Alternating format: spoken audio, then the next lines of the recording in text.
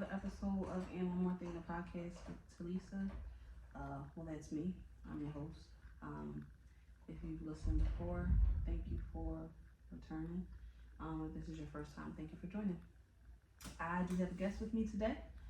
I'm going to ask her to introduce herself. So, go ahead. Hi, my name is Brooke. I am my sister's sister, Talisa. But my name goes by as BrookeTheProducer. I'm actually a DJ and a music producer. You can hear all my mashups, all my mixes, and all my beats. It's from YouTube and SoundCloud. By that is Brooke the Producer all together. Spell it out for It's BrookeTheProducer.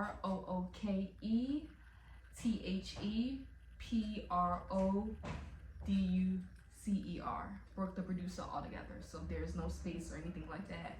So that's where all my mashups, all my beats will be uploaded, mostly on YouTube, but definitely sometimes mostly on SoundCloud. So check that out, you guys. Thank you so much.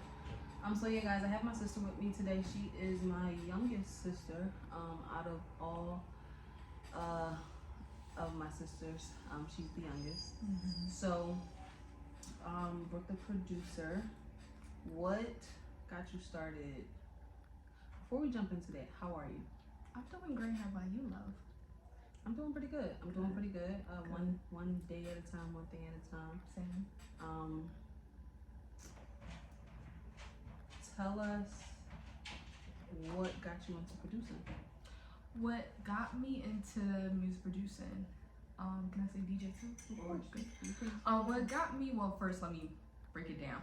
What got me into music producing? All my life since I was a kid, I always listened to old school music. Stevie Wonder, the Jackson 5, Janet Jackson, Rebe Jackson, Smokey Robinson, the Temptations, the Five Heartbeats, the Rolling Stones, and also Joan Jett. So if y'all know what Joan Jett, who it is, she is back in the 60s of her hit, I Love Rock and Roll. So I'm definitely into rock and roll music as well. So definitely in the old school music genre, that's what made me get in so deep, get into authentic, into the music. It's all about the beats and all about listening. Today's generation, it don't sound like that, because if you got the right beat, then you don't have to worry about the verses. But in reality, back in the day, you gotta talk what you gotta talk about. And every music has a story. Any genre, any language, every song has a story behind it. Would you say that's your favorite part about music? Absolutely. It don't have to be, it's just about, like, it can be about anything. And when I make my beats is how I feel from the inside within. Okay. And give it to the out. So definitely music was just everything to me when I was little. So it gives me a lot of pure courage. It gives me a lot of strength. It gives me confidence. Even some days, y'all, I don't feel like this ain't the right beat for an artist, or this ain't the right beat for a poet, or this ain't the right beat for a rapper, or anything, or etc., or for a group. I always put pressure and put grind into beats, so it will come out nice. Okay, all right.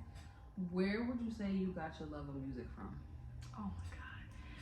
Definitely, mostly my parents. They are definitely back in the day of the era. And mostly I always listen to music from my dad's car. And I be like, Dad, what's this called? Dad, what's this called? And I always ask him, what's this called? And he always tells me, and I always look up by the years when it came out. Because again, I am definitely have that nostalgic era in me that will never die. But it always came from my parents, but I dignified with that on my own as I got older. And I've been listening to music with my headphones and just go rewind back to it. And listen to it over again. Absolutely. I can never stop. Now, can I insert a DJ? Now, to break that down, besides away from music producing, what made me want to be a DJ is I see a lot of people that love to DJ, love the mix, of what they like to mix. It's not about what you mix, it's how you mix. Okay. And what type of two of the songs that can be mashed and mixed up together. What really caught my eye and wanted me to be DJ is honestly DJ Quick. Shout out to DJ Quick out there. What you know about DJ Quick? He was that man back in 1990 when he came out, you know, of his first album. Excuse me, not 1990, 1991. He came out that era and he just let people know, like, I love it. This is me. Like, I'm a DJ and a music producer. I can do it all. Behind the scenes and the scenes. And he rap. Right. So it caught my eye of him can do both. Right. And that's hot. And back in the day, honestly, women, you know, Spinderella as well. Shout out to Spinderella from Salt and Pepper that came out in the 80s as well, into the 90s. She definitely spinned it, run it, all of that in the girl group. That's what caught my eye as well. Okay. You know, so it's multiple people in the world, but back in the day, it had not too many female DJs out there. Right. Okay. So as me upcoming of a DJ and learning the own roots of my own, you know, I think that's very powerful, just like as DJing. Yeah. Well, excuse me, just like as music producing. But I know I can do it all, and if you have the rhythm and the music of the ears from the head, you can do anything in the world with the music. It's all about how you portray it and how you use it and how you like put it out to the world. Absolutely. Great job, sister. Great job. Thank you. All right, so I know we jumped right into music and producing. Right. Tell us who Brooke is, like from the inside out. Who is Brooke? Who Brooke is? Brooke is unique. Brooke is very different. Brooke is very, very a good soul in her own way. Brooke just being her, being authentic, being real, even when nobody don't want to hear it. Even more powerful. Definitely, and very powerful, very athletic, very smart, very dedicated, very independent woman. Always set her mind what it sets to, and nobody will never change that. Even just make it from impatient decisions or anything like that. So, you know, let me stop you right there. What made you say that? What made me say that? Because in life, I am not perfect. We are all not perfect. And right now, in my 20s, I am learning. I'm learning it. That's so important. I want you to say that again. Right now, what in my 20s? Learning. That is so very important. Big. I'm learning. And I ain't perfect. So, I'm very proud. Definitely. So I got, you know, everything in our 20s, we gotta learn our mistakes. Learning our impatient decisions, like, you know, you so impatient to get to the rolling.